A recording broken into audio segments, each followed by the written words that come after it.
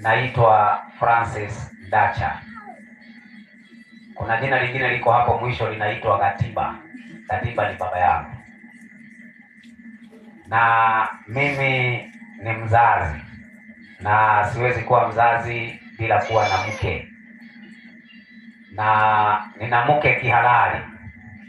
Nina mke kihalali mbele za Mungu na pia mbele ya serikali ya Kenya, na nimetembea na mke wangu.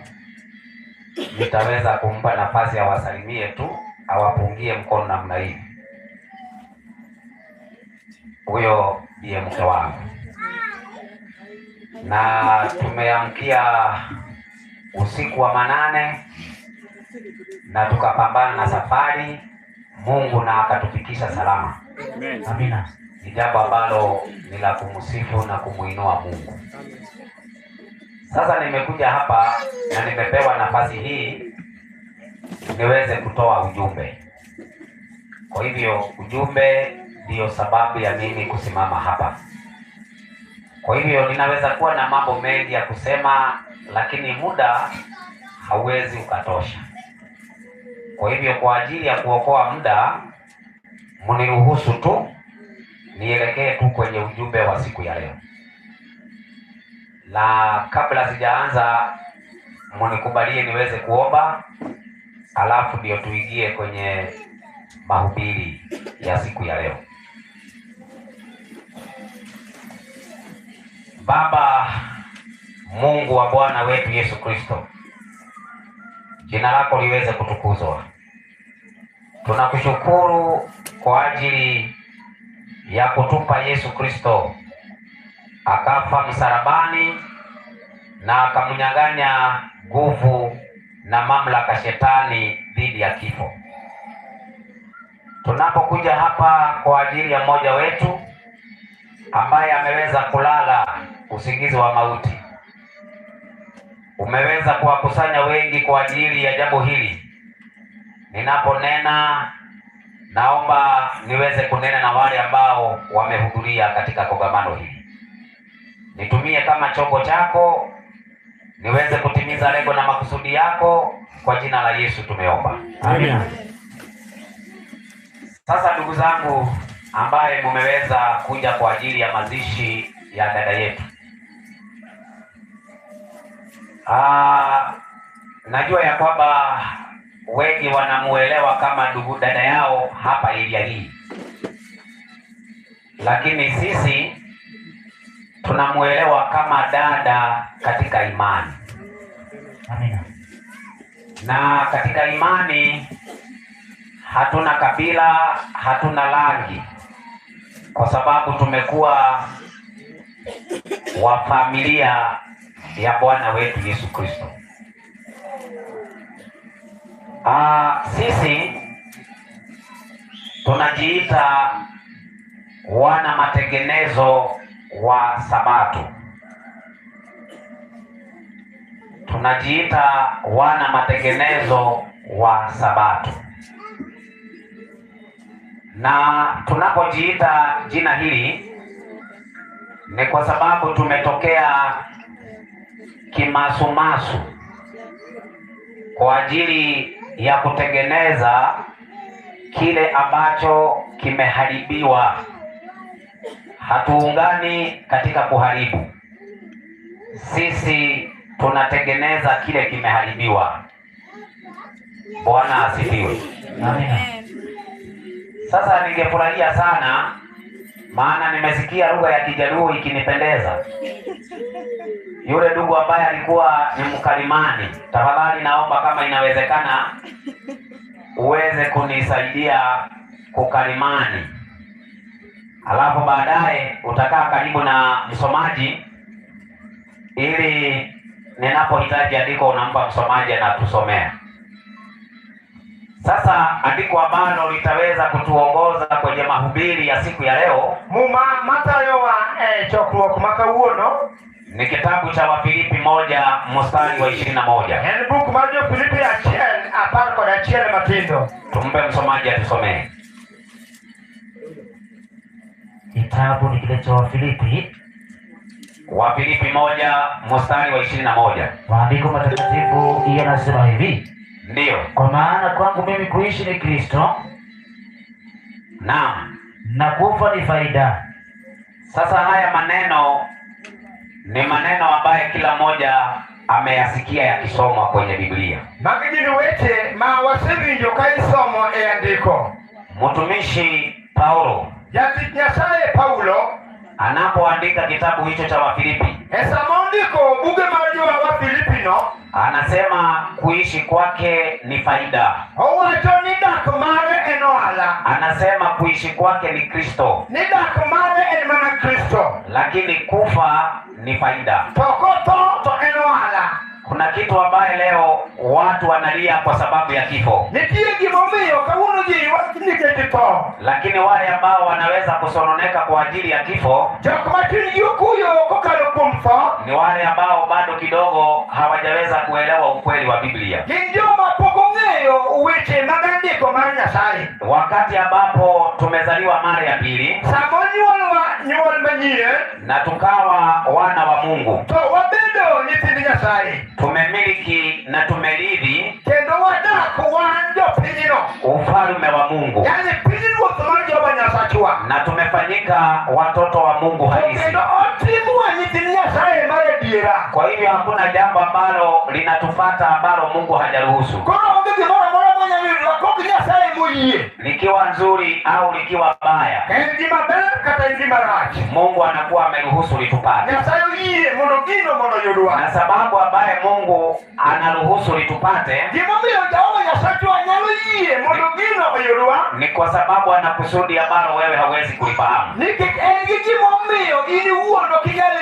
Mbele yetu hapa tuko na dada ambaye amepatwa na umauti, lakini andiko ambalo limesomwa pale, Paulo anasema kufa ni faida. Sasa sijui kama wewe unaelewaje Biblia inaposema kufa ni faida. Kufa ni faida kwa wale ambao wamezaliwa mara ya pili, kwa sababu wale ambao wamezaliwa mara ya pili wanapokufa wanafananishwa na mbegu ambaye inaota alafu inamea tena. Kwa hivyo yoyote ambaye anakufa akiwa amemkubali Yesu,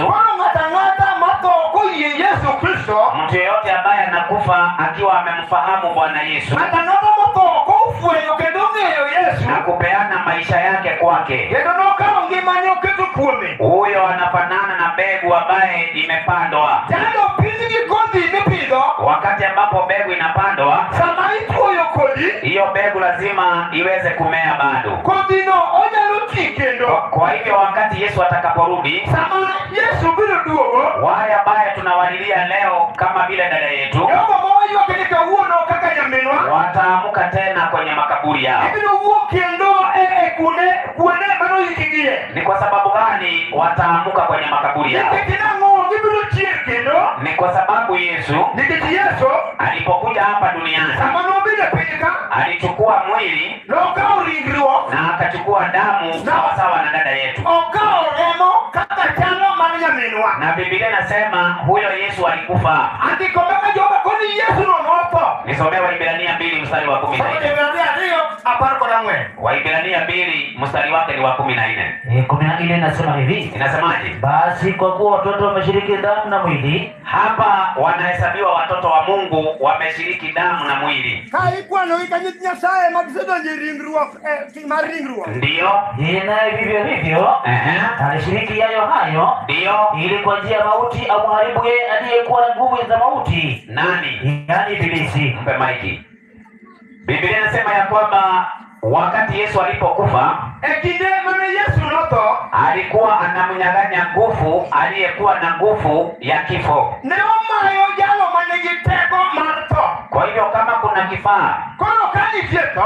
ambavyo shetani alikuwa anatumia Majatie netiyo godo. kuwatishia watu wa Mungu, Mondo buogo kama leo ganda wa Nyasaye. ilikuwa silaha yake ni kifo. En manato. Lakini Biblia inasema Andiko meka Jehova wacho. wakati Yesu alipokuja Sama Yesu nobiro. na akashiriki damu To ne odonje remo. na akashiriki nyama, To odonje nyatiringruok. alikufa kwa ajili ya kumnyang'anya aliyekuwa na mamlaka ya kifo, yani shetani. Notho mondo ma ng'at manigi teko manigi osigu tho. Kwa hivyo leo hivi tunapoongea, Koro kawuono sama owuoyo. shetani hana uwezo, Jachien onge teko. shetani hana mamlaka Jachien onge nyalo. dhidi ya kifo. En mar tho. Yule ambaye ana mamlaka Ng'at manigi teko. kwa ajili ya kifo Okalo kuom tho. ni Yesu. En mana Yesu. Na ili uthibitishe kweli ni To Yesu, mondo ing'e adier ni en Yesu. naomba unisomee kitabu kinaitwa Mathayo 27, To buk mar Mathayo 27. nisomee mstari wa 52. Prabich ariyo matindo. Maandiko matakatifu yanasema hivi, Yanasemaje? makaburi yatafunuka Wakati Yesu aliposulubiwa pale msalabani, Kama Yesu noguro msalaba kacha. endelea chini, makaburi yatafunuka, makaburi yakafunuka. ikainuka miili mingi ya watakatifu waliolala. Mbe maiki sasa. Biblia inasema wakati Yesu alipokufa, Andiko meka Jehova wacho sama Yesu nochie. kuna makaburi iliyofunuka Liete mano umore. na watakatifu waliolala To jogo polo mano nindo. walitoka kwenye makaburi. Negi wuok liete go. Hiyo ilikuwa ni ushahidi ya kwamba Ano ne nyiso niya. Yesu alikuwa ashamiliki Yesu nosedonjo. uwezo na mamlaka Teko gi nyalo. dhidi ya kifo. E kuom tho. Kwa hivyo tunapomwangalia Miriam leo, Koro sama wang'iyo ringre ya kwamba mano. kifo kimebeba yeye, Tho oseting'e. lakini nataka niwaambie, Adwa ni mondo wachre. wakati mmoja Yesu atakaporudi, Chieng' moro achiel. Miriam ataamuka kutoka kwenye kaburi. Ibiro amalo ka giwuok kuonde mageni mar rie. Sasa kile ambacho tunafaa kujiuliza, Koro gima onego nopenjore. Miriam amemaliza kazi, Neno koro osetieko tich. Miriam atalala kwenye kaburi. En koro osebedo odhi e bur. Sasa wale ambao tuna matatizo na shida Koro jogo manigi chandruok ni go. sisi ambaye tumebaki hai, Gin jogo modong' kwa mawa. sababu tuna safari ya kwenda. Nikech wan gi wuoth mwadhigo. Lakini Miriam amemaliza kazi, Miriam osetieko tich. yeye amelala. En osenindo. Yesu atakuja atamwamsha, Yesu biro chien kendo biro chiene. kwa sababu Yesu anamiliki, Nikech Yesu nigi dala. amekamata ufunguo Omako fungu wa mauti mar tho. na wa kuzimu. To kendo mar nangi chunje. Bwana Yesu asifiwe. Bwana asifiwe. Sasa kuna jambo moja nataka niwaambie watu Koro kwenye nitie kituo, wach moro madwa wachonu. watu ambaye mnaomboleza, Jogo manigi kuyo. yule ambaye amelala hapa, Jal moningoni. hata tushinde tukiongea Kata ka owuoyo. wala tukimsifia mambo makubwa, Atakuwa pake gik madongo dongo. ukweli ni kwamba hajui, Adieri ni yako. ukweli ni kwamba hasikii. Adieri ni okowinji. Kama wewe ungetaka kufanya mema Kaidwa ni tima be. bibi ya huyu ndo dada yetu, Kano kumnyaminwa. ulihitajika ufanye wakati alipokuwa hai, Ni timo kinde kane pore ongima. lakini saa hii Lakini sani. hata ushinde ukituambia nini, Kati nyisi wamo. huyu haimhusu, Eno maana hata hasikii kile unachosema. Mawinji kena gime wacho. Sasa kuna tabia ya wanadamu leo, Koro nitie kinde bandano. wanangojea mtu afe Gini toni mono ngatoto. ndio waanze kusema uzuri wake, Koro nitako wato bema. lakini wakati alipokuwa hai Samongima. hawakusema uzuri wake. Wato bema. Ni kwa sababu dunia watu ni wanafiki. Nikakipindi kanoria. Watu ambaye si wanafiki Yogo amandi nana. wanamfanyia mtu mema maadamu ako hai, Ato mabesa mongima. wanamsifu mtu wakati ako hai, Ipako jano lakini polisi. unapokufa Kini samangato. watu wanaanza kukutolea sifa. Kinyalo pake. Huo ni unafiki na uongo. Mane kikimidi hapo. Nataka niwaambie hivi, Adwa ni mono wacho. wenye amelala hapa Dan moni dokana. alikuwa amelala kwa hospitali. Onigo septa. Sijaona hai kusanyiko yote Okanano ikiwa kanyekewani. inaandamana ikienda kwa hospitali, Kanyedio septa. lakini wakati amekufa Moko samo septa. watu wamejaa wakija kwa ajili yake, Kaji biru ni wanaongea uzuri wake, Yewa jobema. lakini hawakutembea kwenda kumuona hospitali, na wale walienda kumuona kwa hospitali na wakasaidia mahali ambapo waliweza, baraka ziweze kubarikiwa na Mungu. Na wale ambao hamukufanya hivyo, wakati mwingine mjue ya kwamba Mungu si wa watu ambaye wamekufa. Mungu ni wa wale ambaye wako hai. Kama kuna mtu ambaye unamjua mahali ako na matatizo hapa na shida, chukua muda wako kumsaidia, maana wakati atakapokufa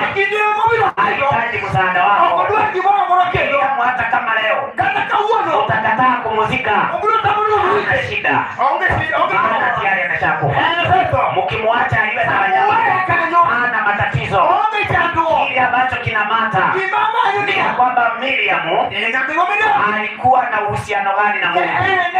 Sasa kwenye akili yake hata ende kwa watoto wake. Kama alikuwa na pesa kwenye akaunti anabeba. Kama alikuwa na vitu hapa anabeba. Utampeleka kaburini hivyo alivyo. Nisaidie 14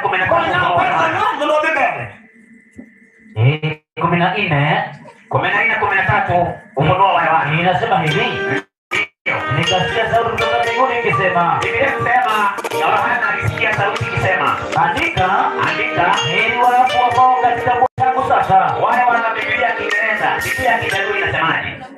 Mahali ambapo Kiswahili inatumia heri. Yaani ndio watulie. Kwa Kiingereza inasema blessed. Kifungu watulie. Kwa hivyo ina maana ya kwamba kuna watu ambao wamebarikiwa na wamekufa. Watu gani hawa ambao wamebarikiwa na wamekufa? Msomaji amalize andiko. Asoma andiko. Na mwasema Roho Ndio wapate kupumzika baada ya taabu zao. Maliza. Kwa kuwa matendo yao yafuatana nao. Kuna taabu nyingi hapa duniani. Kuna nyingi duniani saa hii wanalia. Wakati mtaendelea kulia, huyu hatakuwa pamoja naye. Kwa sababu tayari yeye ameshapumzika. Biblia inasema wamebarikiwa wale wanaokufa katika Kristo. Maana wamepumzika baada ya kazi yao. Ile kazi ambayo Miriam amefanya ndio inapatikana machoni pa Mungu. Sasa wewe ambaye leo unalia, ndio una kibarua. Miriam hana kibarua. Maana amepumzika baada ya kazi ambayo amefanya. Bwana Yesu asifiwe. Sasa kitu ambacho kinafanya uishi. Andiko limesema kuishi ni Kristo. Kwa hiyo tunapoishi tunahitaji kuhubiri Kristo. Tunapokufa ni faida. Huwezi kunielewa. Huwezi kunielewa. Kwa sababu wewe unadhani ya kwamba hata kama utaishi miaka 100 utapita hapa. Lakini Biblia imesema kwenye kaburi matendo yako ndio itakufuata. Uko na magari haitakufuata. Una mashamba hayatakufuata. Una watoto hawatakufuata. Wewe utaenda kaburini, utabaki peke yako kaburini mpaka wakati Yesu atakaporudi. Lakini ninashangaa kwa sababu ya watu ambao ni waombolezaji wa siku ya leo. Wanapaka maiti. Sasa wameenda sana. Wanaongea uongo mpaka wanadanganya maiti. Usiongee uongo kwa maiti. Kwa sababu maiti hasikii. Maiti hasikii. Wala hajui kile kinachoendelea. Wala anahubiri leo. Miriam washiriki. Wewe ndio unayeshiriki hapo hai. Bwana Yesu asifiwe. Ni watu wangapi wananielewa? Ni watu wangapi wanaonielewa? Kuna safari ya kwenda. Kitu ambacho nataka niwaambie. Hakuna mtu atakayeamuka kwenye kaburi wakati Yesu atakapokuja isipokuwa yule aliyelala katika Kristo. Msomaji. Wathesalonike wa kwanza 4:16 mstari wa 13 inasema hivi. Inasemaje? Lakini ndugu, ndio hatutaki msijue habari zao waliolala mauti. Lazima tujue habari zao waliolala mauti, msije mkahuzunika kama wengine wasio na matumaini. Kwa hivyo kuna watu ambao wanahuzunika leo, ni wale wasio na matumaini. Lakini wale wana matumaini hawawezi kuhuzunika. Paulo anasema mimi kuishi ni Kristo, lakini kufa ni faida. Kwa hivyo hakuna mtu anaogopa kufa. Maana Yesu anasema katika Yohana 11:20 anasema hivi, hata kama unakufa utaishi. Bwana asifiwe. Watu walilia Walipokuwa wanaona Lazaro amekufa, wakamuita Yesu. Wakamwambia kuja, maana Lazaro amekufa. Yesu akamwambia, Lazaro hajakufa, bali Lazaro amelala. Kwa hivyo kifo ni usingizi. Asubuhi njema waliolala katika Kristo wataamuka. Bwana asifiwe. Lakini nataka niwaambie kitu. Ogopa sana kuingia kwa kaburi ukiwa umeamini uongo, kwa sababu watu wote ambao waliolala kwenye makaburi wakiwa wameaminishwa uongo hawatapatikana katika ufufuo wa kwanza.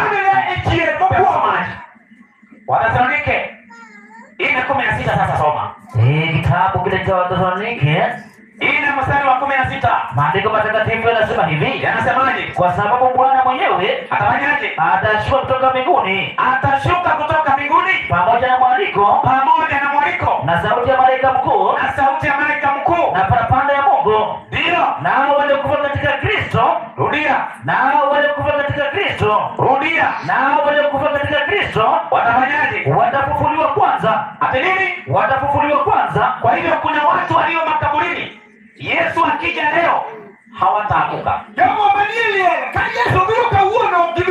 Lakini ufufuo wa kwanza ni wa walio lala katika Kristo. Sasa ndugu zangu, unaweza ukajiuliza ni kwa nini dada yetu aliamua kuacha dini yake ya kuzaliwa na akaamua kufanya matengenezo, kwa sababu alielewa lazima mtu akiwa hai afanye matengenezo. Sasa hapo kwenye matengenezo ipo kuna kibarua, kwa sababu watu wengi leo ni watu wa dini, sio watu wa Yesu. Sasa wewe kama ni mtu wa dini, utakapoingia kwa kaburi ukoje dini yako ikuvuvue. Lakini kama wewe ni wa Yesu, utakapokufa Yesu atakuvuvua. Bwana Yesu asifiwe. Nataka niwaambie habari njema. Inawezekana hatutapatana tena, maana tumeletwa hapa na kifo cha dada yetu. Kwetu sisi hatuna machozi, kwa maana tunajua yaliyotendeka kwa dada yetu. Mungu alijua, Mungu alikubali itendeke. Hivyo kwa kufa kwake ni faida. Aliishi, alimtumikia Mungu. Bwana Yesu asifiwe. Mtumikie Mungu maadamu unaishi. Mtumikie Mungu maadamu una uhai. Mtumikie Mungu wakati una afya, kwa sababu muda unakuja utaingia kwa kaburi na hautamtumikia. Watu leo wanapoenda maziko, unawasikia wengine wakisema Mungu muweke mahali pema peponi. Huo ni uongo. Huo ni uongo. Hakuna Mungu, hakuna mtu anamwambia Mungu mahali ya kuweka watu wakati wamekufa. Kuuliza swali dogo, duda yetu alikuwa mochari kwa siku zile ambazo amekaa mochari. Ina maana leo ndio tumwambie Mungu mahali atamweka. Ina maana hiyo siku ambayo alikuwa mochari alikuwa amemweka mochari, leo ndio anajua mahali ya kumweka. Huo ni uongo. Na watu leo kupitia dini zao wameanzisha mafundisho yaliyo kinyume na Mungu wa Biblia. Sasa nikwambie kitu, unapoona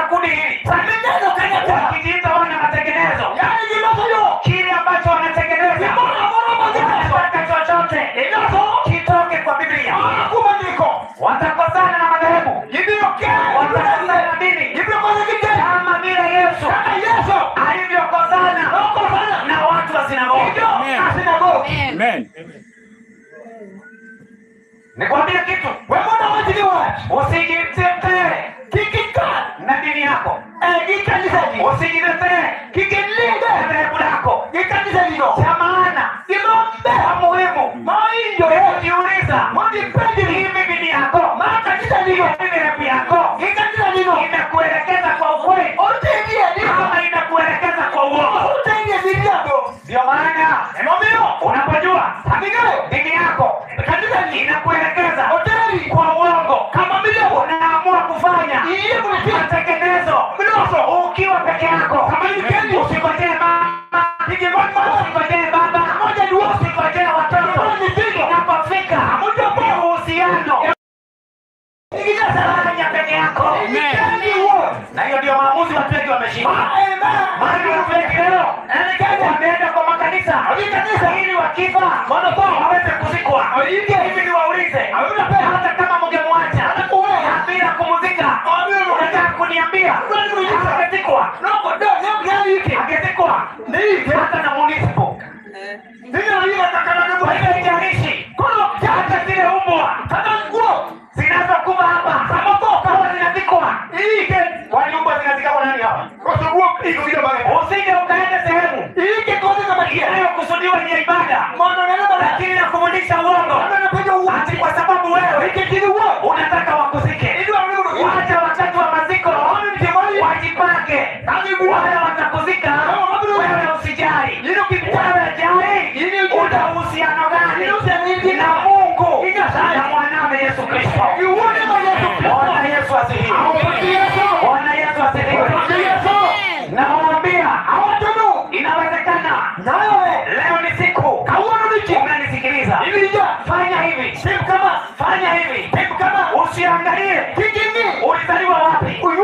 Kaa kitako, jiulize, hivi dini, hivi dhehebu lenye niko ndani linanipatanisha na Mungu au linanitenganisha na Mungu? Miongoni mwetu sisi tunapojua ya kwamba kuna dini zinatumika na shetani kuwapoteza watu, tutafanya matengenezo. Ningeuliza kama mngejua inawezekana kupitia kwa kifo hiki. Kuna miongoni mwa watu hapa wataanza kuuliza hawa ni akina nani. Utakapochunguza hawa ni akina nani, kuna ujumbe zaidi ya mazishi ya Miriam utakayepatana naye.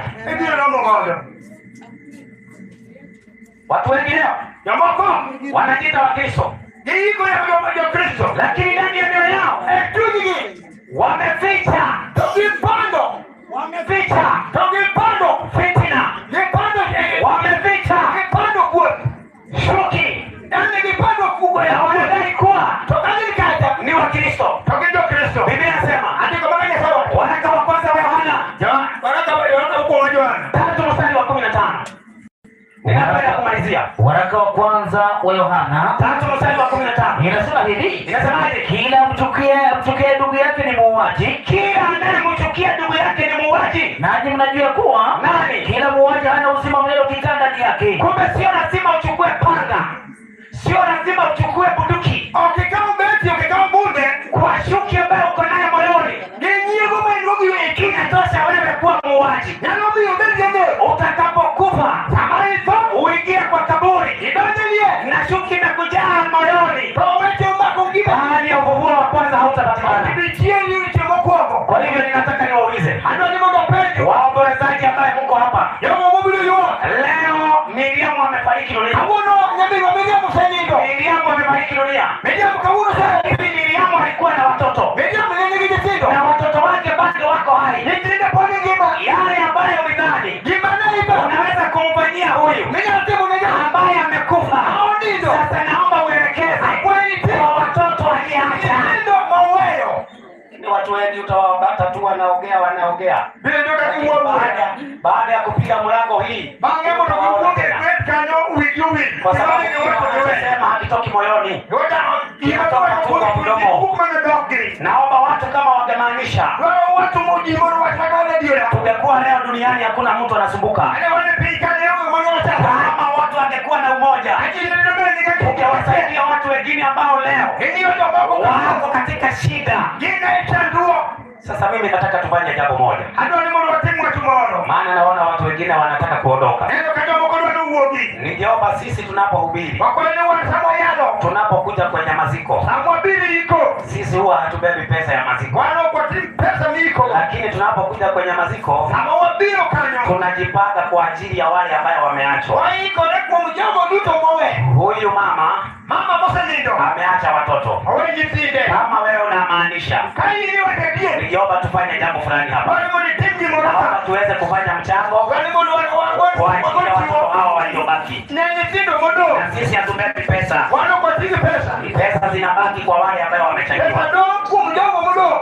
Naomba tuweze kuchanga hapa. Ndio mwana waketileka. Na kwa sababu mimi sina pesa kwa mfuko, Kana wangu pesa fuko. lakini niko nazo kwa simu, Lakini angepesa Simba. nitaanza wa kwanza kuchanga. Habilo Kwa chako hivyo kwa. nitakapopewa namba ya kuchanga, mimi nitachanga. Hata vile kiwa. Ni nani mwingine anafuatana na mimi Hatmachema malu rekode. kwa ajili ya kuweka kitu hapa kwa ajili ya hawa Hapo watoto? kimoroka kumnyitindo modo. Karibuni. Nyasai modo kwetu. Karibuni. Sijui atakapokuja usiku, labda saa ya alasiri, Wako ni kiwa. alfajiri, utwambia tuwe tayari, taa zetu zizime. Sijui tutatumia namba ya nani? Ya mama. Uko naye? Wetu kingoja yeye, tukesha tunakungoja wewe, Haya, namba ya mama tukesha ambaye wale hawana pesa kwa mfuko, tunatumia 0725 63 73 35.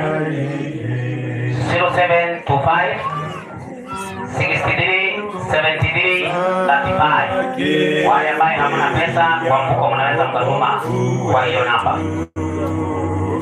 Kwa nini umekaa? Watu ambaye mko hapa, tunachanga hapa kile ambacho uko naye. Wale ambaye mko sehemu hii, tafadhali kujeni hapa tuchange kwa ajili ya hawa watoto ambao wanabaki. Karibuni. sisi watu wake, Karibu. tukionyesha pendo letu, tuwe tukingoja yeye, tukesha tunangojea wewe, tukesha tunangojea wewe, tukesha tunangojea wewe, twakesha twangoja yeye. Yesu Mwokozi mpendwa, najua walihifadhi tumaini la kukuona, la kubarikishwa nawe, ukija kwa watu wengine kama hukumu wao, wangu takuwa rafiki, twakesha twakungojea, tukesha tunangojea,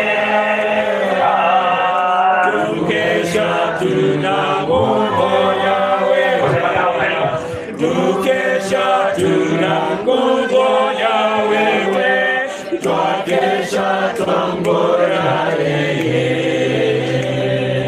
tukesha tunangoja wewe, tukesha tunangoja wewe, tukesha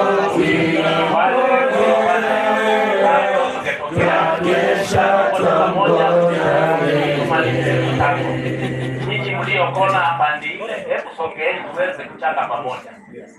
Ndugu zetu, hili ni jambo tungetakiwa tushirikiane pamoja katika kuchangia watoto hawa, manake ni watoto wanahitaji kwenda shule, ama si ndivyo wana wa Mungu? Hebu kama nafasi hii imekufikia na sauti hii imekufikia mahali ulipo, maana naona kuna wengine walio kwenye kona pale, sijui kama kuna mchango unaendelea. Hebu leteni mchango zote, tusiende na pesa vile tumekuja nazo. Bwana asifiwe.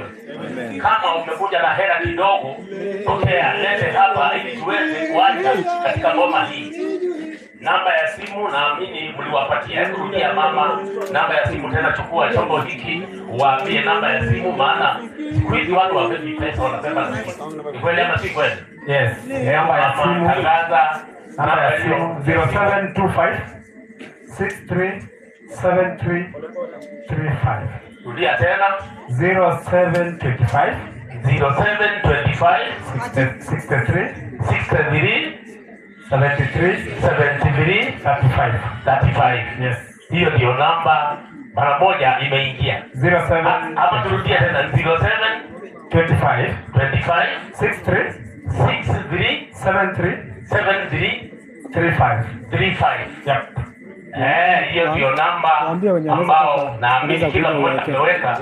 Sasa mimi nachukua huduma ya mwisho. Jina ni Elsa. Inaanza na Elsa. Nachukua huduma hii sasa. Mhubiri amemaliza.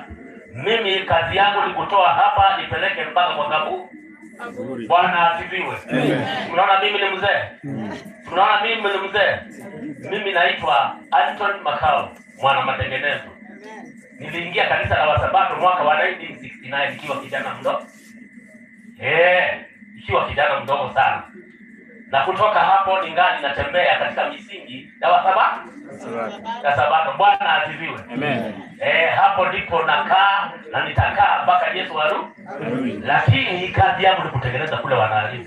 Bwana asifiwe. Amen. Naitwa mwana matengenezo, kutengeneza manake 1965 ni zamani. Ama sisi tuliingia tukiwa na ujumbe wa malaika wangapi?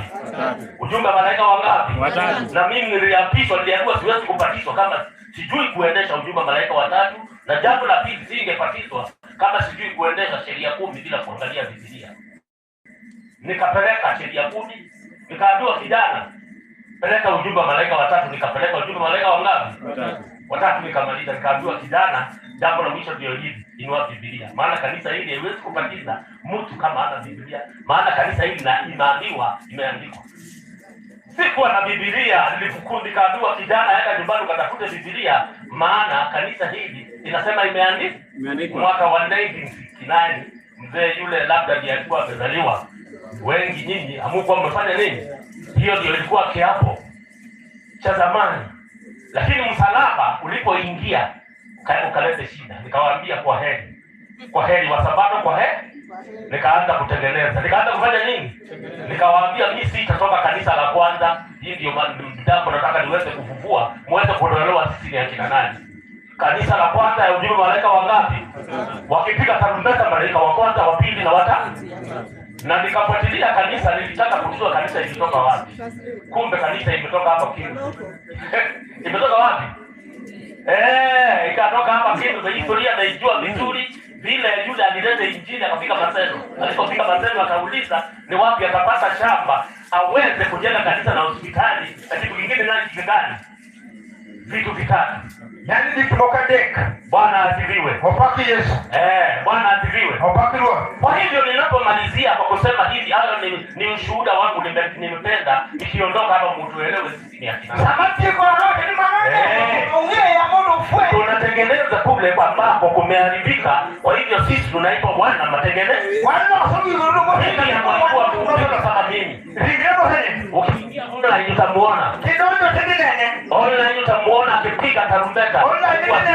Wa imani akitetea injili ya malaika wangapi? Injili baba. Maana huo ndio ujumbe utatufikisha kule. Maana wa Acha baki Yesu. Haleluya. Haleluya. Kwa hivyo ninapomalizia nataka nisomoe fungu mafungu. Alafu nianze sasa. Ndio kaende ndio tie. Kitabu cha Ayubu 14 fungu la kwanza. Ayubu panga mwezi kwa. Kitabu cha Ayubu 14 fungu la kwanza. Ayubu apanga mwezi Matindo mkwango. Soma. Ayubu 14 fungu la kwanza. Ayubu 14 aya yake ni ya kwanza. Ndio. Biblia takatifu inasema, Ndio. mwanadamu aliyezaliwa na mwanamke siku zake za kuishi si nyingi. Haya. Mwanadamu aliyezaliwa na mwanamke siku zake za kuishi si nyingi. Si nyingi. Naye hujaa taabu. Mwanadamu aliyezaliwa na mwanamke siku zake za kuishi si nyingi. Dano mmoja kidano na ni kweli mambo hayo nilipoyashuhudia makao nikaanza matengenezo, nitamuitia Mungu Mungu wa mbinguni. Bwana asifiwe. Amen. Nikasema nitamtetea huyu Mungu niliyemjua.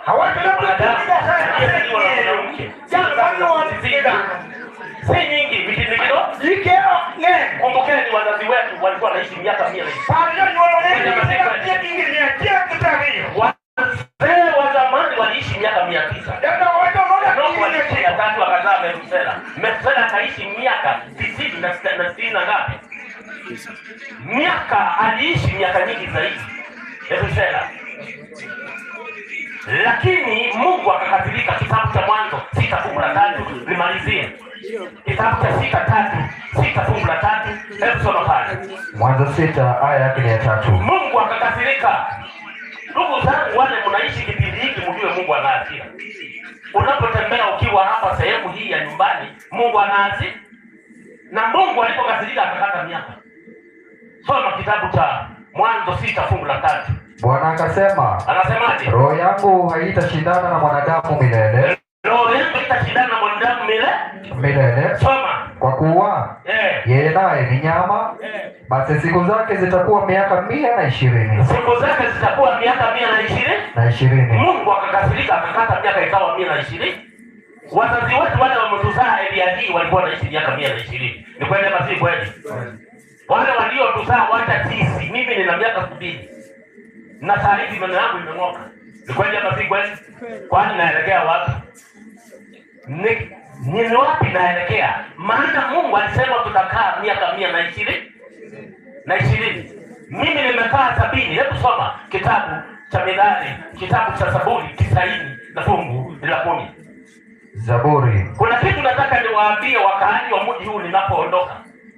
Mimi ni mzee wa imani. Kanisa la Sabato liliingia mwaka wa 1960 nikiwa kijana mdogo. Soma Biblia. Zaburi 90 aya yake ni ya 10. Ni ya 10 soma. Inasema hivi Biblia. Inasemaje? Inasema siku za miaka yetu ni miaka 70. Siku za miaka yetu ni miaka 70? Ni 70. Miaka yetu ni miaka 70? Mungu akakasirika akakata miaka. Mungu akakasirika akakata miaka. Badala tukae miaka 120 wazazi waliotuzaa. Baba yangu yuko hai. Ako na miaka 133. Kuna madawa wanampatiana. Mimi ni hapa. Bwana asifiwe. Ndio hapo hai. Lakini namwambia usikule hiki. Lakini saa hizi Wasabato wameanza kula nyama na majani chai. Mlikuwa mumeacha. Mnaelekea wapi? Badala muone na wale ambao mko na wao waambie hiki chakula. Mkitaka mkae miaka nyingi, msikule hiki. Maana Ellen White alifundisha watu vile mtakunywa na vile mtakula. Soma Biblia hiyo fungu nimaliza. Inasema na ikiwa tuna nguvu miaka 80. Miaka ni ngapi? 80. Saa hizi ninasikia kama mwili kanaenda 80 sasa. Mwili unasema kwa heri. Maana siku zetu za kuishi si nyingi. Wazee, kama kuna kitu tafuta jina lako liko wapi? Kitu ambacho ningeweza niwaachie leo, tafuta jina lako liko wapi? Usikae tu kula gizeti, kula ugali, maana hapa uji ni mzuri. Ama si ndivyo? Kunaona ni sawa. Ama si ndivyo? Maana ukiangalia wazee kutoka Kisumu, wakishuka kwa magari ni watu wanene. Kwa sababu wanajua kula vizuri, kunywa uji. Kwa hivyo kile tu ningesema ni hiki, watu wakaaji wa mji huu nikimalizia.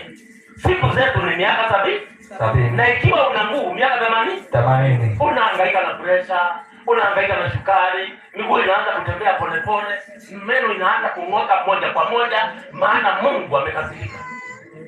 Mungu amefanya nini? Mungu alikasirika akakata miaka. Na wale wanakunywa chang'aa na miraa. Kwamba chang'aa na miraa nao wamepewa mingapi? Mnajua? Wale wamepewa wanakula miraa zaidi na mokoka. Wale wanakunywa 10, miaka yao ni ngapi wamepewa? Wale ambao wanaambiwa na wazazi fanyeni hivi wanakataa. Hao nao wamepewa miaka mingapi? Kitabu cha Zaburi 55, nataka nimalize. Kitabu cha Zaburi 55 fungu la 23. Tusome. Inasema Zaburi 55:23. Vijana wazee mlio hapa, rekebisha mienendo yako. Tafuta Mungu kwa bidii. Kwa bidii. Soma. Inasema 23. Soma. Nawe Mungu. Mungu.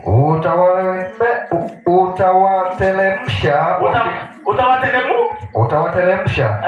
Wanifikirie shimo la uharibifu. Watu wa damu na hila. Watu wa damu ya hila ni vijana wanaokula miraa na kunywa bangi sahihi. Watu ambao wasikii wa damu na hila watakaa miaka mingapi? Hawataishi nusu ya siku zao. Hawataishi nusu ya siku zao za nani? Zao. Kwa hiyo kama tumepewa 70 watakaa miaka mingapi? 35. Mkihubiri injili waambieni watu wanakula miraa na kunywa bangi miaka yao 35. Na wakipitiza zaidi wanafika 40. Tunawazika. Bwana asifiwe. Amen. Bwana asifiwe. Amen. Nataka kusindikisha mili. Nilimpenda kwa sababu alinihubiria. Bwana asifiwe. Nilikuwa namwangalia online akiwa pale Jakaranda akipiga tarumbeta, akipiga kama hii. Bwana asifiwe. Alikuwa shujaa wa imani. Mnamuelewa ni wewe, lakini sisi tunamuelewa kama mhubiri wa injili. Bwana asifiwe. Amen. Kwa hivyo sasa ninashuhudia nikimsindikisha tukiwa na furaha. Amina. Amen. Colin, tunasindikisha Miriam, twende tukamweke mahali panastahili. Amen. Bwana asifiwe. Amen. Kwa hivyo nataka unipatie fungu moja kitabu cha Yohana 5, fungu la 28. Yohana 5. Fungu la 28. Biblia takatifu. Inasemaje? 28 ndio hii inasema hivi. Inasemaje? Inasema msistaajabie maneno haya. Kwa maana saa yaja ambayo watu wote walio makaburini wataisikia sauti yake. 29. Nao watatoka wapi? Wale waliofanya mema kwa ufufuo wa uzima. Wale waliofanya mema kwa ufufuo wa uzima. Maliza. Na wale waliotenda mabaya kwa ufufuo na hukumu. Kwa hivyo magurupu ni mangapi? Mawili. Uamue utapitia njia gani. Siku ya ufufuo utakuwa jina lako liko wapi? Na ndio masaa haya nataka niwaulize, jina lako mzee liko wapi? Umeipeleleza mama, jina lako liko wapi? Ama wewe unakula ugali unashiba nini? Unakula mshele unashiba nini? Unakunywa maji ya Mungu unashiba nini? Unafuta hewa ya Mungu unashiba nini? Na unatembea ukivaa nguo za Mungu. Na unasahau jina lako linatakiwa liwe wapi? Kitabu cha Luka. Nimalizie kitabu cha Luka 10 na mstari wa 17 nimalize sasa. Wadi safari ya kwenda. Luka 10. Ya 17. Biblia takatifu inasema. Inasemaje? Ndipo wale 70 waliporudi kwa furaha wakisema. Wanasemaje? Bwana, hata pepo watutii kwa jina lako. Hata pepo watutii kwa jina lako. Kabisa. Akawaambiaje? Nilimwona shetani akianguka kutoka mbinguni kama umeme. Tazama nimewapa amri ya kukanyaga nyoka na nge. Na nguvu zote za yule adui. Wala hakuna kitu kitakachowadhuru. Ndio. Inaendelea kusema hivi. Inasemaje? 19. Inasema 20, lakini msifurahi kwa vile pepo wanavyowatii. Msifurahie kwa sababu vile pepo wanavyowatii. Bali furahini kwa sababu majina yenu yameandikwa mbinguni. Majina yameandikwa wapi? Mbinguni. Usikae dunia hii asubuhi ukiamka andikisha jina lako. Jioni ukirudi unaambia Yesu niandike jina lako kitabu cha uzima. Na hii ni wewe unajiandikisha, si bwana wako. Ni wewe unajiandikisha asubuhi ukiamka na jioni ukirudi kwa nyumba. Unalimia hiyo jina vizuri. Unailimia vizuri. Bwana asifiwe. Amen. Kwa hivyo ninapoanza kusindikisha mwili huu, wacha nimpatie mtumishi amalize jambo alikuwa anataka kusema. Nataka mama akuje achukue hizi sadaka alafu tuweze kuombea. Karibu.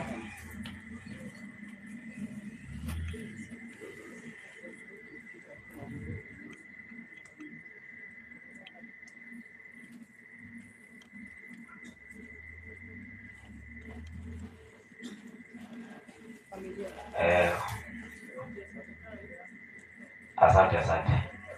Alafu kuja na watoto wakaribia hapa.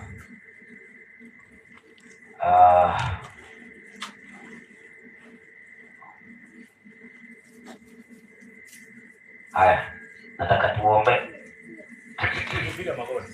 Sisi wana maendeleo. Tunapiga magoti. Haya.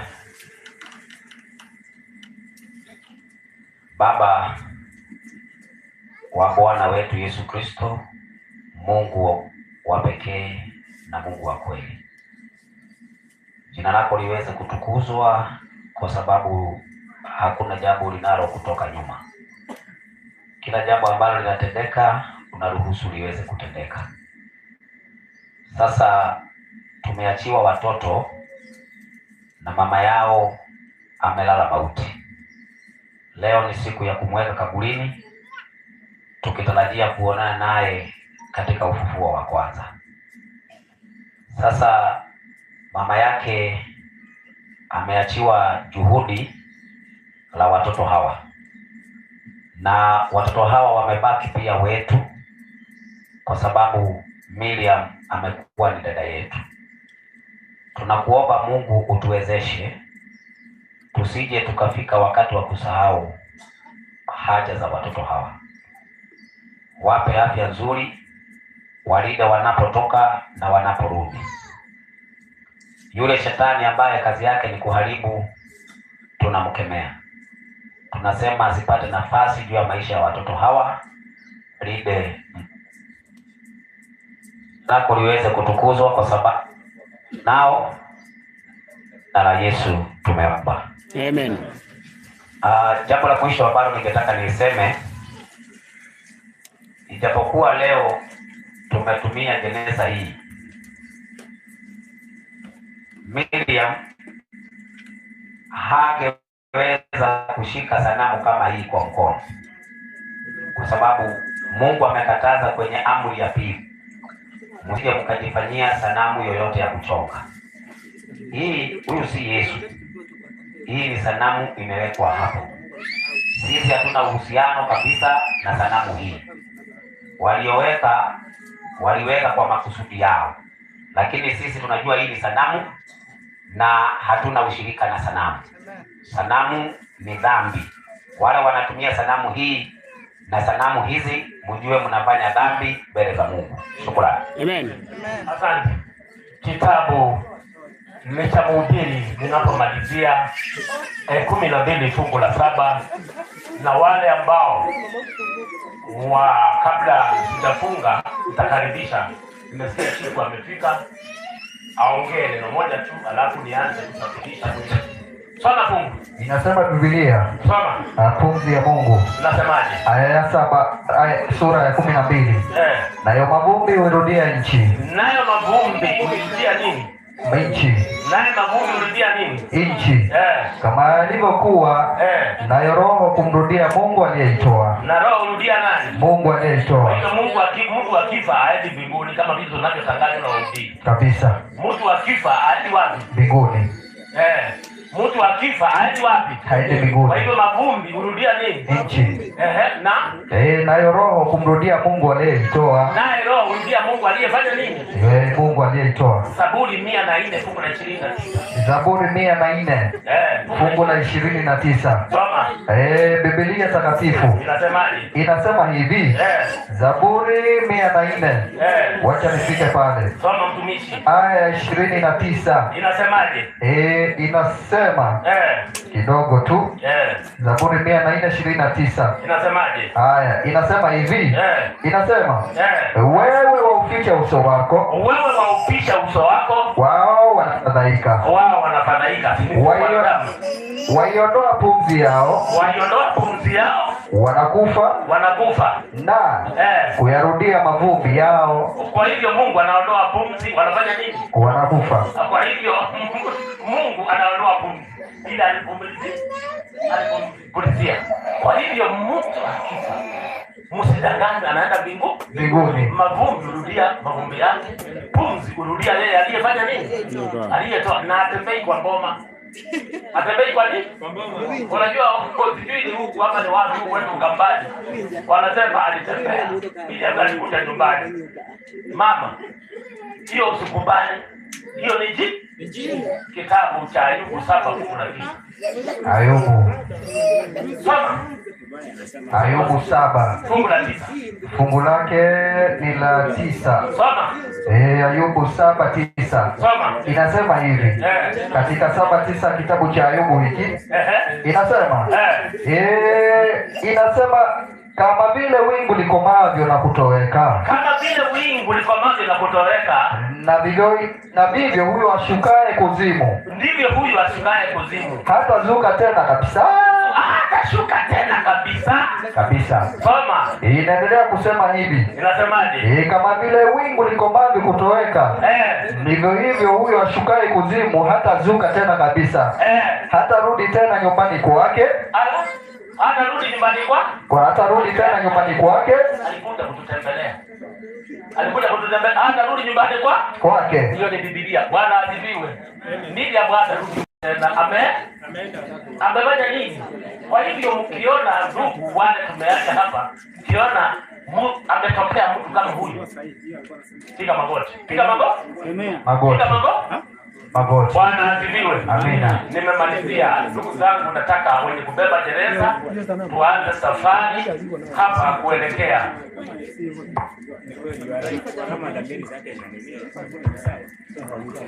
Hii ni zawadi imenunuliwa na watoto wa Jakaranda. Mahali Miriam walikuwa mwalimu. Hii magazine ili watoto waweze kugawiwa waendelee kuisoma. Ni vitabu vya kusoma. Bwana asifiwe. Amen. Ya Miriam. Sasa tunataka tuanze safari, wenye kubeba jeneza unaanza kufungua. Sawa.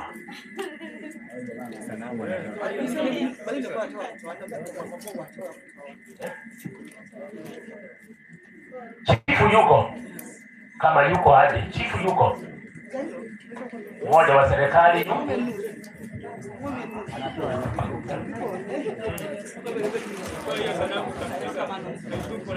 Kidogo bwana chifu alikuwa aje na amechelewa kidogo, na nitaongea kwa niaba yake kwa sababu naona harusi inaendelea ikiisha.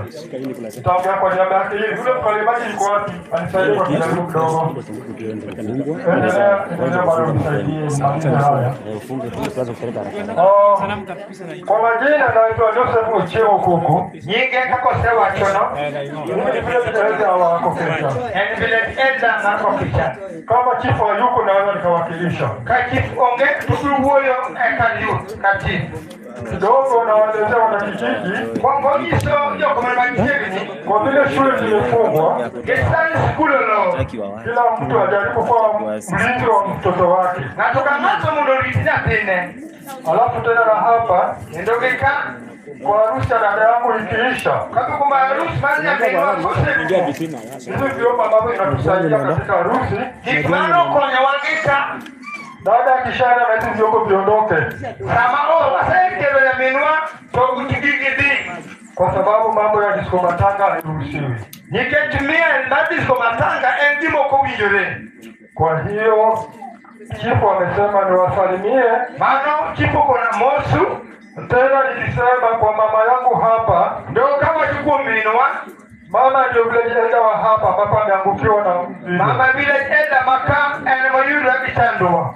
Kwa hiyo mama umepewa pole kutoka kwa chifu na blenda wenzako. Hapo goli boss kwa kumenda maumchukio moja. Kwa hiyo sitapoteza wakati, ni wakati wa mvua. Nalo kinde marako. Kwa hiyo asanteni sana. Wageni wetu mtakaporudi mrudi kwa amani na upendo. Wewe kubrudi era kenuzige mwano. Kwa hiyo asanteni sana. Ndio kama Asante mzee. Huduma ambayo imebaki sasa tutaibadilia huko kwa kaburi.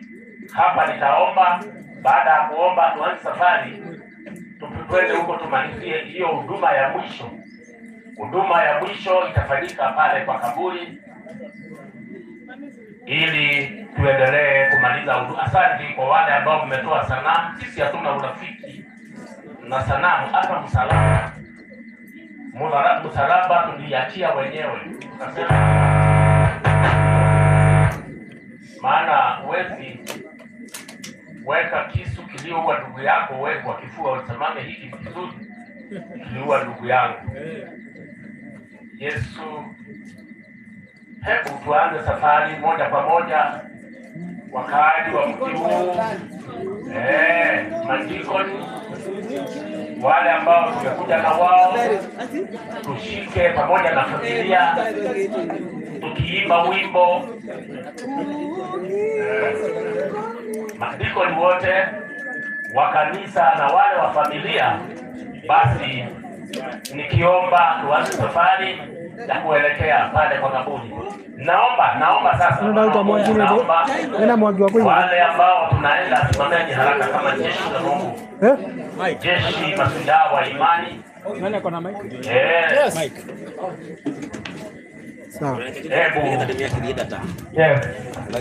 Familia tukuje haraka. Kujeni familia.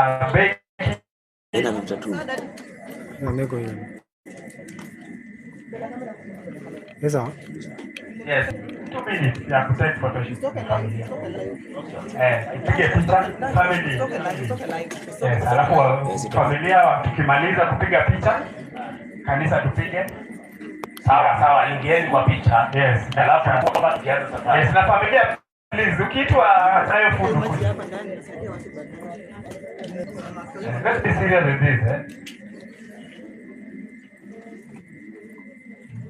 Kumbuka tukisoma ukiitwa tu hata uwezi, hata kwa hiyo choo tu utatoka hivi. Please harakisheni. Family, I need all of you. Yeah.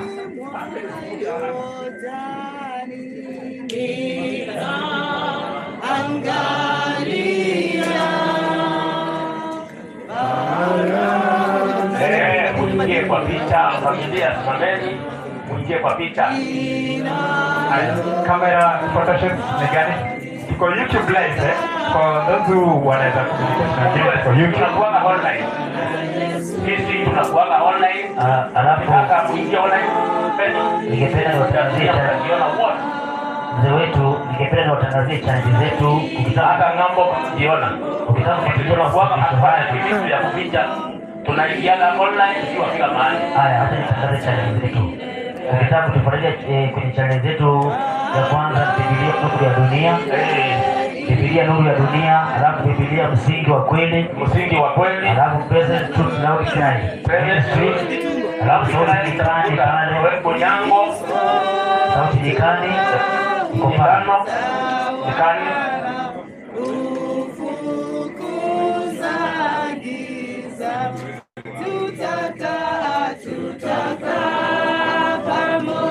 haya picha zingie moja kwa moja katika pwani yenye raha,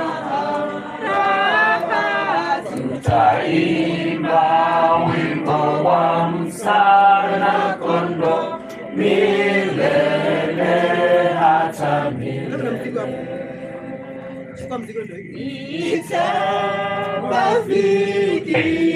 Muweze kujua mali. Andika tu Biblia Nuru ya Dunia utamkuta Dasha. Ukiandika Present Truth utakuta Unyango. Ukipiga tarumbeta. Sauti Nyikani kuta Mutesia ako Mombasa. Tutaka pamoja na Yesu katika pwani yenye raha, tutaimba wimbo wa msana kondo milele hata milele.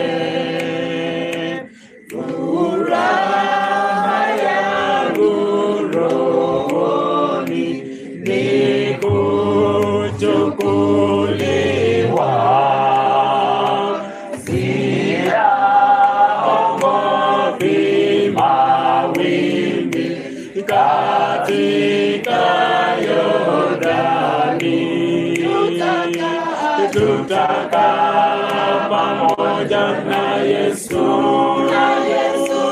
katika pwani yenye raha. Tutaimba wimbo wa msana kondoo milele hata milele. Bana mahali pazuri mno.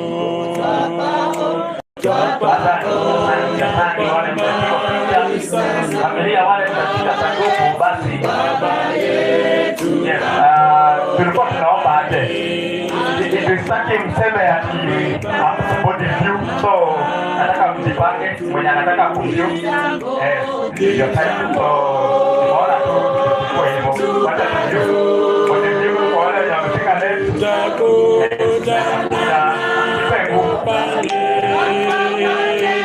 kitambo tubado tutakutana ng'ambo pale, tutaimba pale kwa moyo nyimbo tamu za wenye heri, na rohoni hatutaona tena haja ya kupumzika. Kitambo tubado tutakutana ng'ambo pale, kitambo tubado tutakutana ng'ambo pale. Kwa Baba yetu mkarimu tutatoa shukrani sana kwa kipaji cha pendo lake na baraka anazotupa.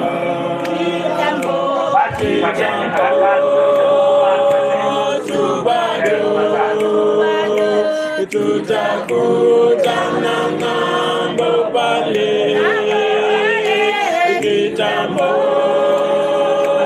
tubado tutakutana ng'ambo pale.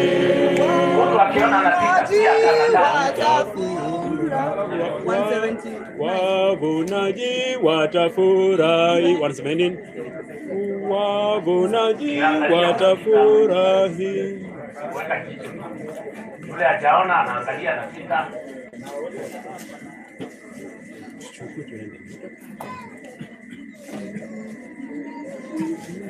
Ukiangalia unapita.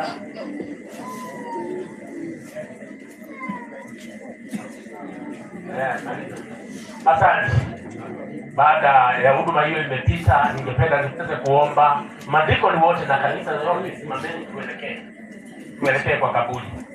Madikoni wote kujeni kushika sanduku pamoja na familia. Unajua familia ina nguvu. Hebu niweze kuomba kwa safari. Tuombe. Tunaomba. Mtakatifu mfalme, Baba na muumba wetu ishie mahali pa juu mbinguni.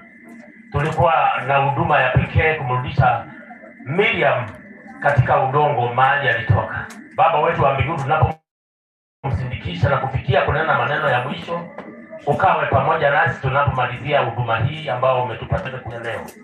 Hebu iweze kuza wakaaji wa mji huu kwa maneno tumenena. Baba wetu wa mbinguni, zidi kutuongoza zaidi, hata nuru yako iweze kupaa kila mahali. Sifa na utukufu kurudie mahali ulipo kwenye kiti cha enzi. Familia hii tumeiweka mikononi mwako. Shetani ashindwe, anayeleta machozi mengi, anayeleta maombolezo ya kufikuwaza mawazo mengi, muondoe katika nyumba hii. Tawala mawazo ya ndugu wa malipo wa Miriam, ili wote wawaze mawazo mazuri na wote waangalie miaka yao, maana miaka tumepewa ni michache. Baba wetu wa mbinguni, zidi kuwa pamoja nasi, utulinde, utunze tunapoelekea kumpumzisha katika usingizi ulio mwema. Sifa na utukufu kurudie kwenye kiti cha enzi Baba, katika jina la Yesu Kristo aliye Bwana na mwombezi wetu. Amen. Tunaanza safari tukiimba wimbo hizi ni kusha zimeisha. Pana mahali pazuri. Pana ikizima haitafanya. Tungepitia pale. Wanaume pande hii, wanaume pande hii. Angoja pale.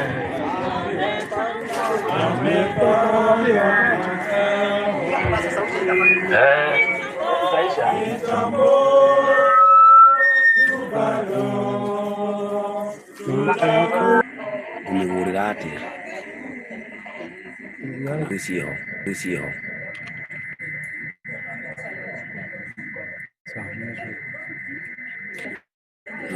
ira hai no adi con esto no beso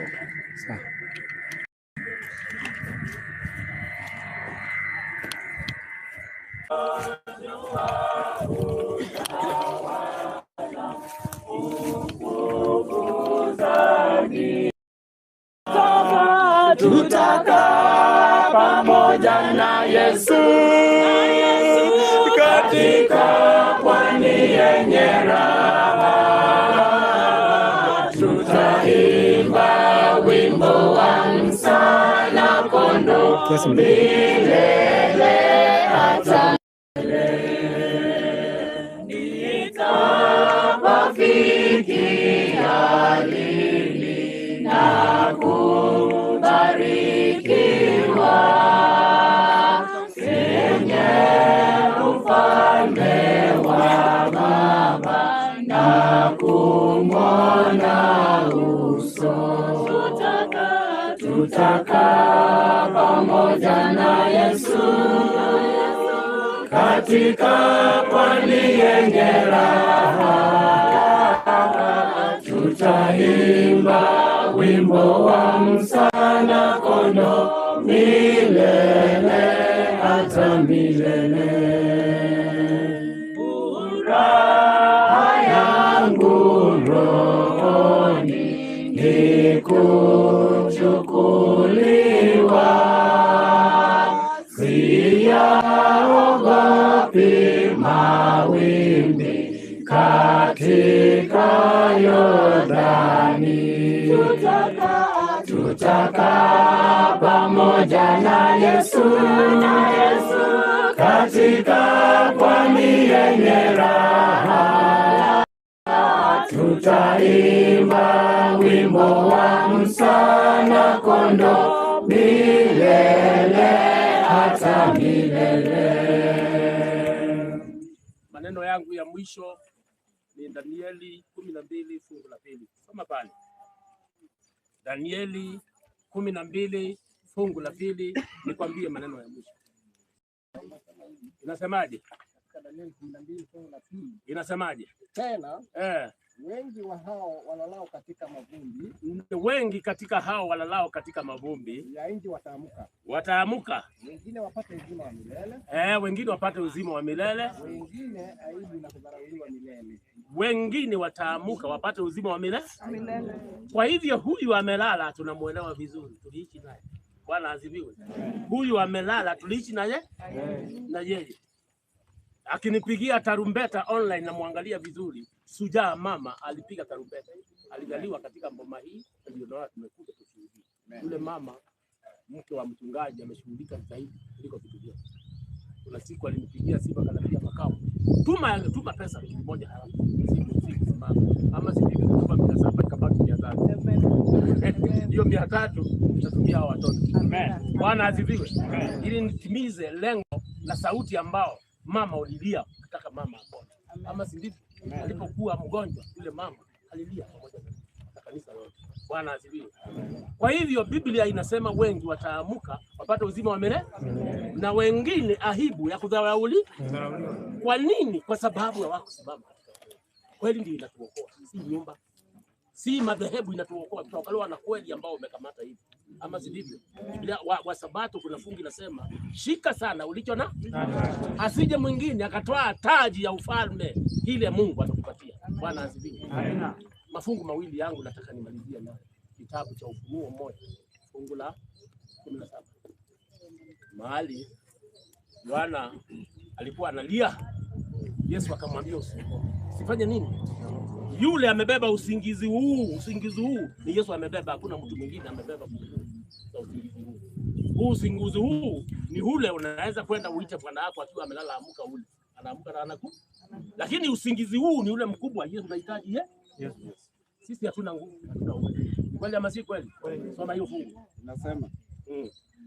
Nami nilipomwona.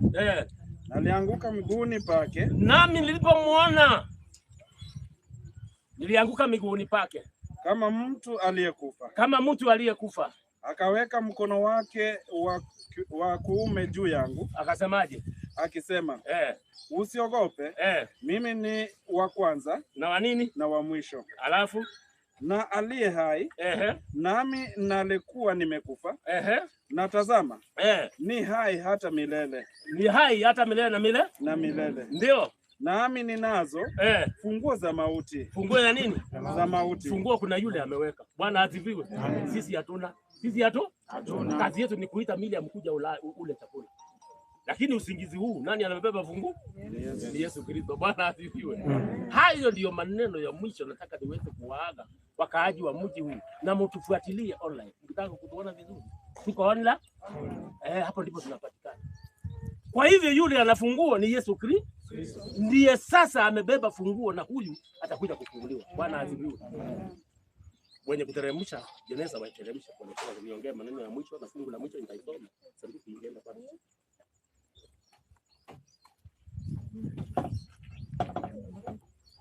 Mungu nawe nani daima, hata tuonane ya pili, awalinde na fadhili. Mungu nawe nani daima, hata tuonane hata tuonane tena kwake, hata tuonane juu. Mungu nawe nanyi daima, Mungu nawe nanyi daima, kia walinzike mabawa, awalinde afatunze. Mungu nawe nanyi daima, hata tuonane juu, hata tuonane tena kwake, hata tuonane juu. Mungu nawe nanyi daima,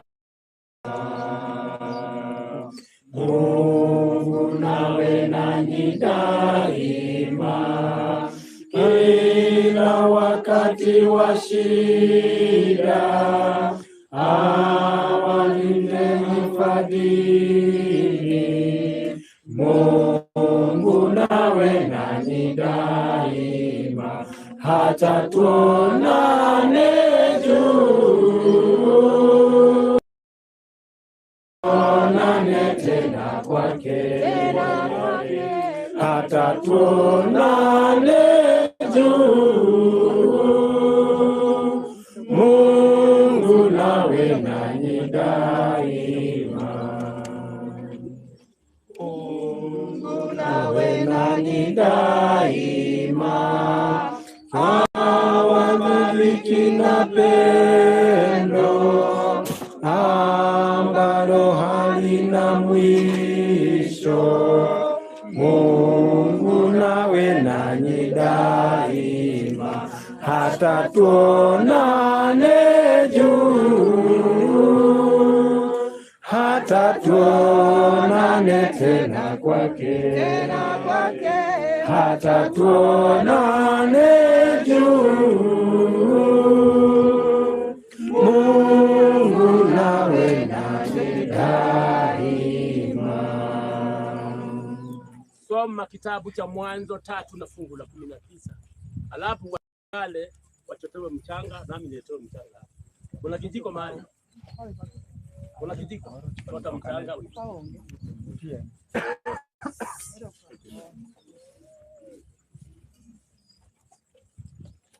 Soma hiyo fungu.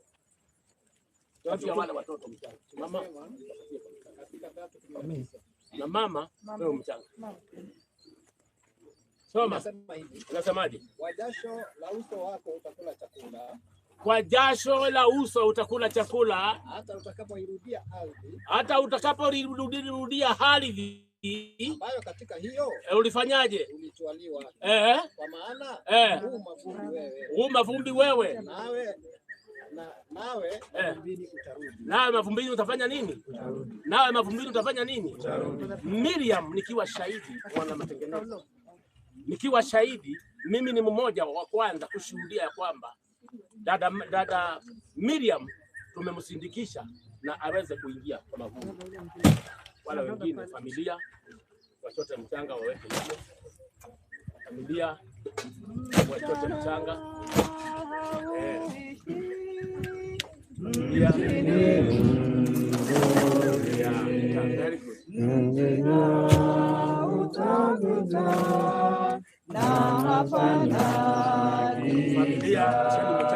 Machozi yakavutwa, kifo hapa na pale, hawahesabu siku na hapana giza. Kanisa la wana matengenezo, shikeni mchanga mweka. Familia imeweka.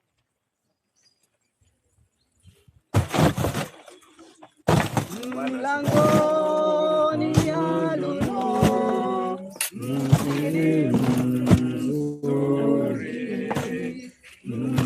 chungu zianguke hapo kidogo. Machozi yatavutwa, kifo hapa na pale, hawahesabu siku na hapana giza. Naomba maombi ya mwisho. Siondoke hapa. Niko kumaliza na hii.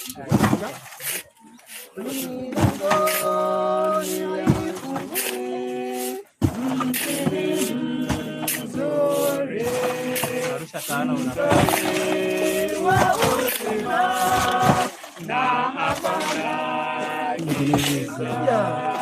machozi yatavutwa, enda hapa na pale, hawahesabu siku na hapana giza.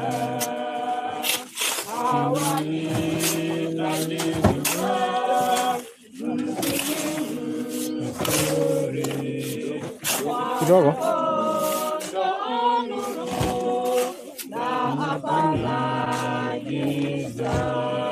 Machozi yakavutwa, kifo hapa na pale, hawahesabu siku na hapana giza.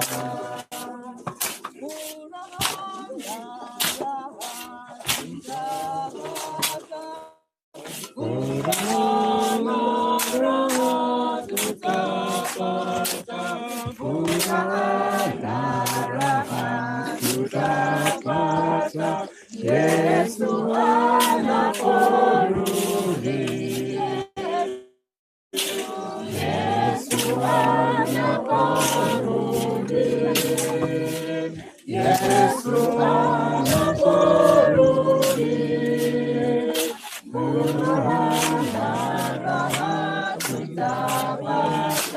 Yesu anaporudi.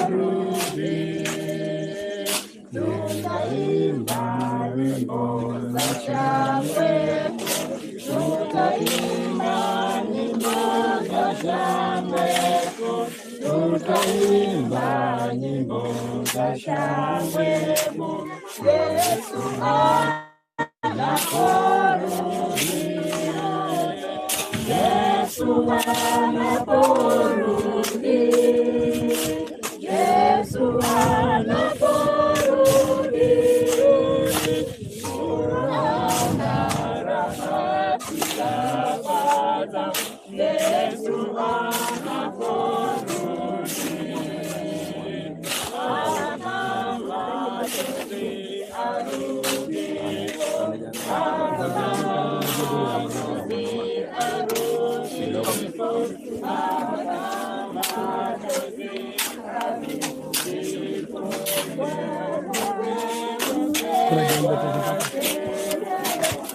Yesu anaporudi,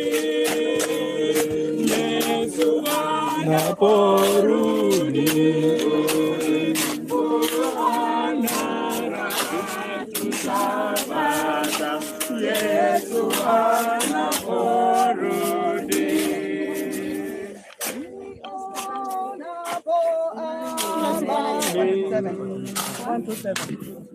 127. Nawaambia wote nionapo amani kama swali, nionapo amani kama swali, nionapo shida kwa hali zote umenijulisha, ni salama rohoni mwangu, salama rohoni, ni salama rohoni mwangu. Ingawa shetani atanitesa, nitajipa moyo kwani nitaona unyonge wangu. Jembe inakuja hiyo pande ile.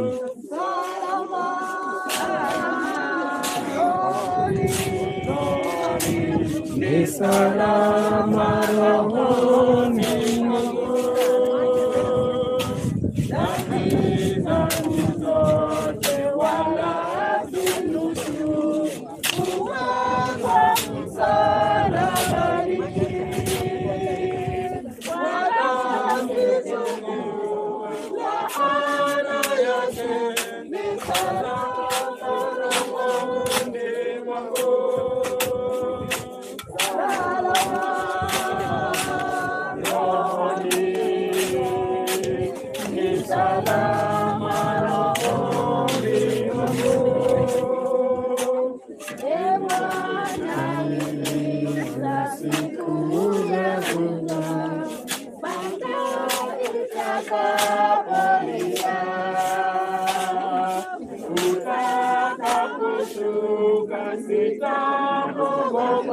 Ni salama rohoni mwangu,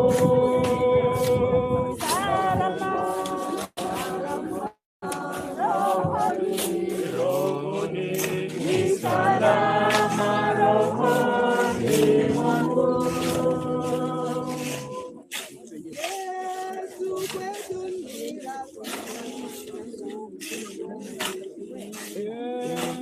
Kwetu ni rafiki, Yesu kwetu ni rafiki, amewatawia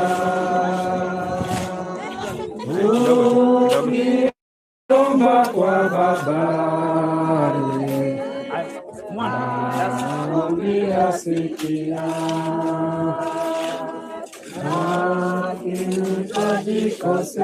utajikosesha, wajitweka vibaya, kama tulimwomba Mungu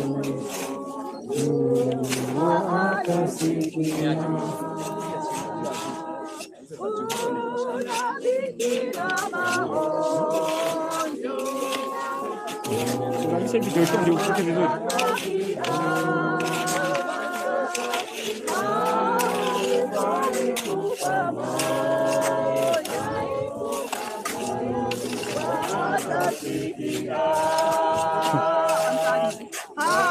Ndio mtangazaji jenga nyumba hii.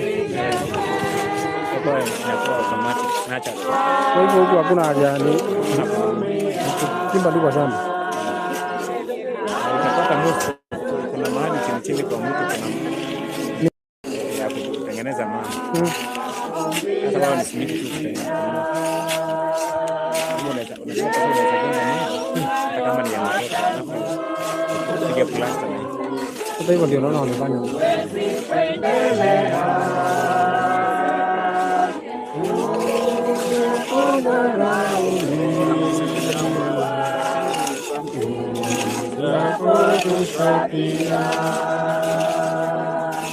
Watu wakikudharau, wapenda dunia, kukwambata mikononi, watasikia.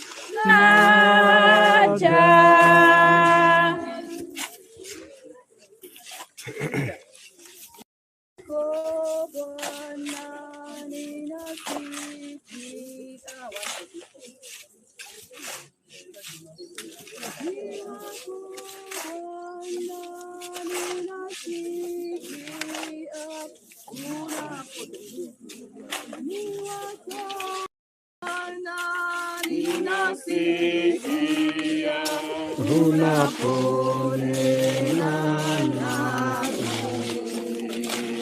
lakini kweli nataka kwako nizidi kusogea. Wanavuta vuta nije nisonge sana kwako mpini. Wanavuta vuta nije nisonge madamu ya thamani. Niweke sasa nikatumike kwa nguvu za neema. Uyapendayo nami nipende, nizidi kukuandama. Wanavuta vuta nije nisonge sana kwako mtini. Wanavuta vuta nije nisonge kwa damu ya thamani. Nina furaha tele kila saa nizungumzapo nawe. Ninanena kama rafiki nikipiga magoti. Wanavuta vuta nije nisonge sana kwako Mwokozi. Wanavuta vuta nije nisonge kwa damu ya thamani. Maana kaburi limesimamishwa vizuri. Maana makaburi yetu yamewekwa msalaba. Nini? Msalaba. Mnatuelewa? Ndio imani yetu. Imani yetu msalaba, hatuna urafiki. Sanamu hii inaitwa msalaba. Fikira moja taomba.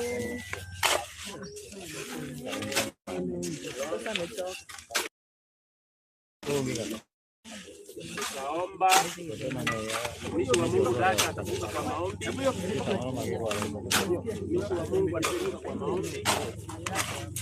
Baada ya kufunga kwa maombi, mmoja wa familia atakuwa wa kumaliza kwa dhambi. Shukuru kazi ambayo iliyofanyika ngoma hii. Ama sivyo? Hivyo. Saruhusu mtu anapoomba kitu ni nzuri familia, ili watu wakienda waende wakiwa salama.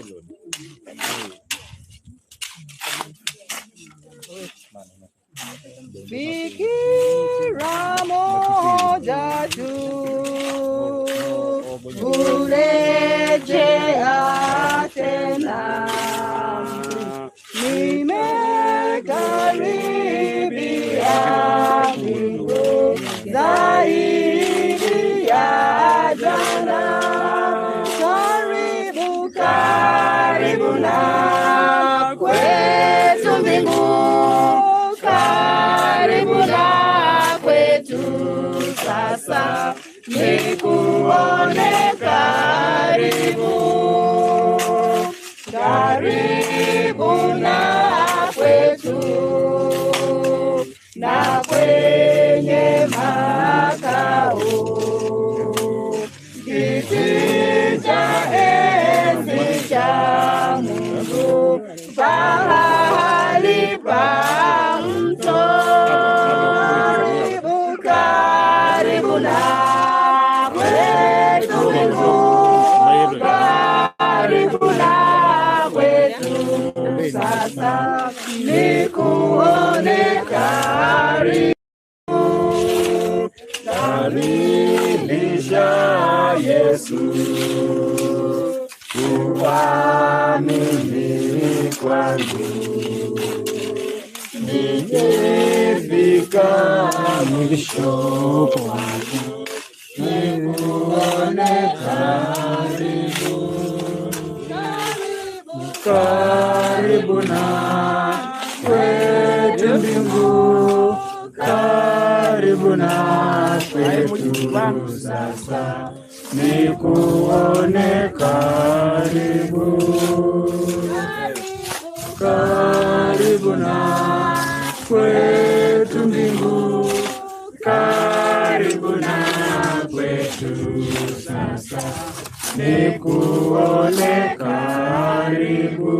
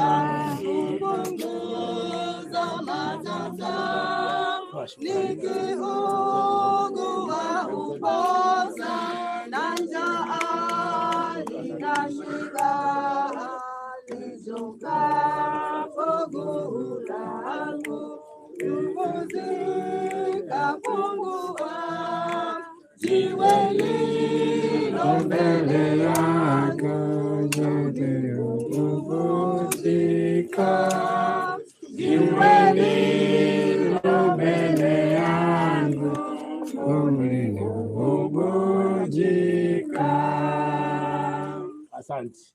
Haya. Manake was a long journey, kazi ngumu, kazi nyingi hapa na kule. Narudisha shukrani sana kwa kama mmoja wa familia ya Mary Machine ambao tumekuja pamoja tukaweza kulaza maendeleo.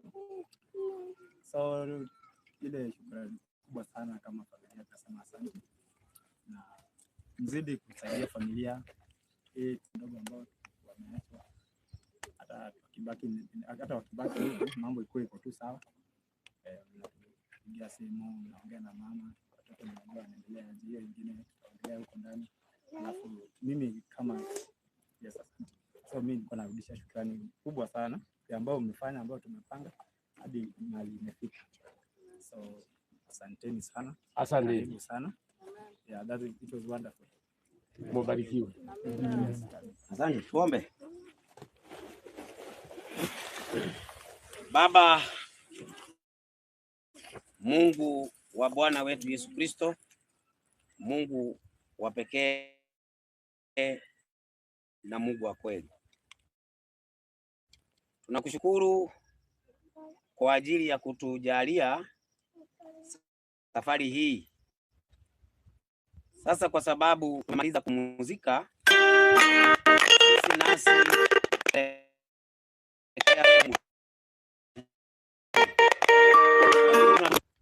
ya kwamba wakati wa ufufuo tutaweza kumuona dada yetu pamoja na wapendwa wengine wetu ambaye wamelala kwenye makaburi. Bariki familia, marafiki na majirani. Zaidi ya yote nuru yako iweze kumulikia. Endelea kutuongoza katika njia yako mpaka mwisho, na ni katika jina la Yesu tumeomba.